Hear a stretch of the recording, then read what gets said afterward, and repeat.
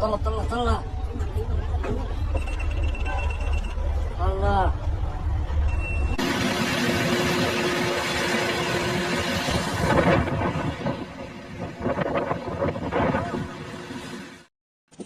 On April 30th, 2025, flames surged across Highway 1, the main artery between Jerusalem and Tel Aviv, forcing terrified drivers to abandon their vehicles and flee on foot as smoke turned day into night.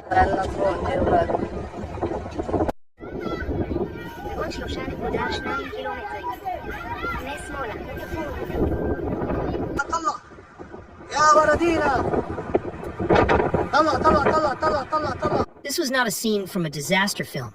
It was the grim reality when one of the most devastating wildfires in Israel's history erupted just west of Jerusalem. In a matter of hours, the fire advanced rapidly, threatening entire communities. Over 10,000 residents from at least 10 villages, including Beit Meir, Shoresh, Givat Ye'arim, and Ramat Raziel, were forced to evacuate. The situation was chaotic as firefighters struggled to control the inferno, while entire families fled their homes with little more than the clothes on their backs. The Etanim Psychiatric Hospital was also evacuated, with 2 patients initially reported missing amid the disorder. Thick black smoke blanketed the capital, causing severe air pollution and triggering health alerts across the region. Meanwhile, crucial highways like Route 1, the main Jerusalem-Tel Aviv route, were shut down, leading to heavy traffic and delays in evacuation efforts.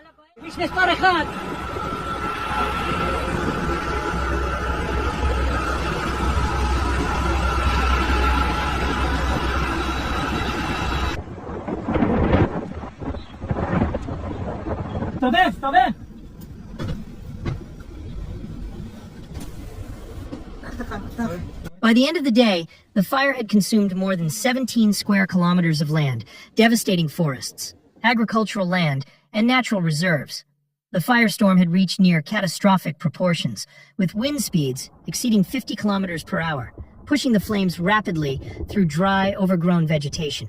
At least 20 homes were reported lost, and thousands more were left in danger. It became one of the largest wildfires in Israel's history, underscoring the vulnerability of the region to such climate-related disasters.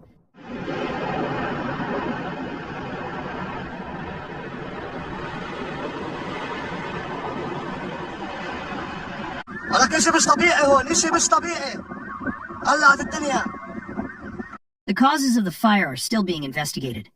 Authorities have indicated that the fire was likely the result of human activity, with some experts pointing to potential negligence or even arson.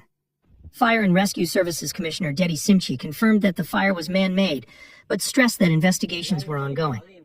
No formal arrests have been made as of yet, and the authorities are careful not to draw any conclusions before the investigation is complete. It is important to note that anyone arrested in connection with the fire is innocent until proven guilty, and further investigations will determine the exact cause. The region has experienced heightened temperatures and strong winds, both of which contributed to the rapid spread of the flames.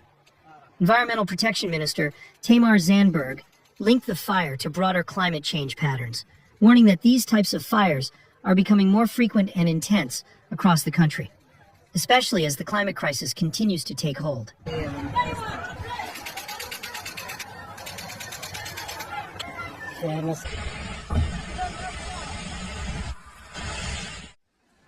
As the blaze raged on, emergency services were stretched to their limits. Israel declared a state of national emergency in response to the escalating crisis. Over 120 firefighting teams were mobilized, including specialized search and rescue units from the military. 12 firefighting aircraft were deployed to contain the blaze, with support from international firefighting crews. Italy and Croatia sent planes to help extinguish the flames, while other countries, including Greece, Cyprus, and Bulgaria, were also asked to send additional firefighting planes to help fight the fires. But reports says that Greece and Cyprus refused to help.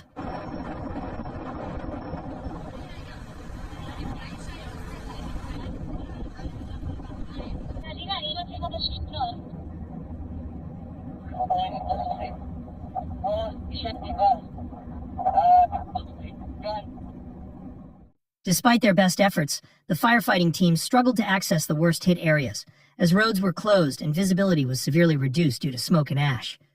In addition to the firefighting teams, medical emergency units were deployed across the region to assist evacuees and those trapped in the fire zone. At least 20 people were injured, most suffering from smoke inhalation or burns. Medical teams reported that the conditions were particularly dire for elderly people and young children, who were at higher risk due to the hazardous air quality. Ambulances and rapid response motorcycle units were stationed along key roads, ready to assist the injured and transport them to hospitals. These units worked tirelessly to evacuate civilians from the most dangerous zones, but the chaos of the situation made rescue operations extremely difficult. Some residents were forced to shelter in place, waiting for emergency services to arrive. The damage was severe. The fire destroyed homes and businesses and inflicted lasting harm on the natural environment. Vast areas of forest in the Jerusalem hills, home to rare plant species and wildlife, were reduced to ash. The Environmental Protection Ministry issued high pollution alerts, urging residents, especially those with respiratory issues, to stay indoors. Large sections of natural reserves and national parks were devastated, with critical habitats lost, and ecosystems left in ruin. Recovery of these areas will take years.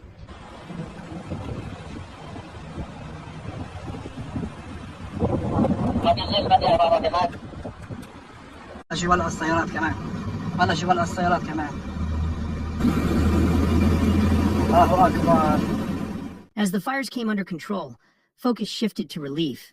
The Israeli government approved $21 million in emergency aid for shelter, medical care, and immediate needs. Thousands of displaced residents were placed in temporary housing, supported by local councils and volunteers providing food, water, and essentials. But experts warn the recovery will be long.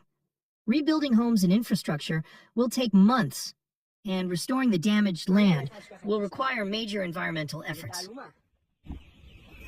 תעלומה רצינית. סלקציה בין העצים.